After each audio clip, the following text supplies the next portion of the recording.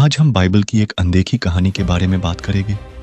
जैसे बाइबल में आपको नूह के समय में जो बाढ़ आई थी उसके बारे में पता होगा, लेकिन आपको यह नहीं पता होगा कि नूह की बाढ़ से पहले भी एक बाढ़ आई थी इस धरती पर, और उस बाढ़ का नाम शैतान की बाढ़ था।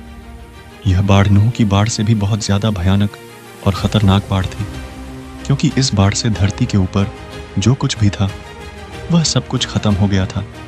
इस बाढ़ के बारे में जानने के लिए हमें बाइबल में उत्पत्ति 1 के 1 और 1 के 2 को ध्यान से पढ़ना होगा।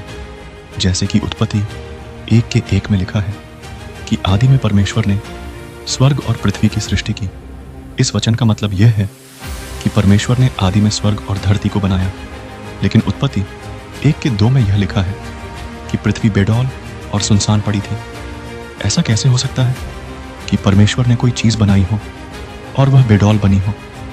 इसका मतलब यह है कि उत्पत्ति 1 के 1 से और उत्पत्ति 1 के 2 वचन के बीच में कुछ ऐसा हुआ था कि जिससे पृथ्वी बेडौल हो गई थी। अब मैं आपको यह बताता हूँ कि ऐसा क्या हुआ था कि जिसके कारण पृथ्वी बेडौल हो गई थी।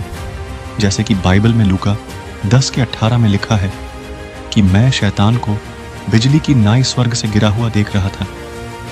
इसका मतलब यह है कि शैतान स्वर्ग से पृथ्वी पर गिराया गया था। जब शैतान पृथ्वी पर गिराया गया तब उसके गिरने के कारण पृथ्वी बेडौल हो गई थी। और जैसे उत्पत्ति 1 के 2 में लिखा है कि गहरे जल के ऊपर अंधियारा था तथा परमेश्वर का आत्मा जल के ऊपर मंडलाता था। इसका मतलब यह है कि पृथ्वी पर जब शैतान गिराया गया तब पृथ्वी पर एक बहुत बड़ी बाढ़ आई, जिसके कारण सब कुछ जल में डूब गया था।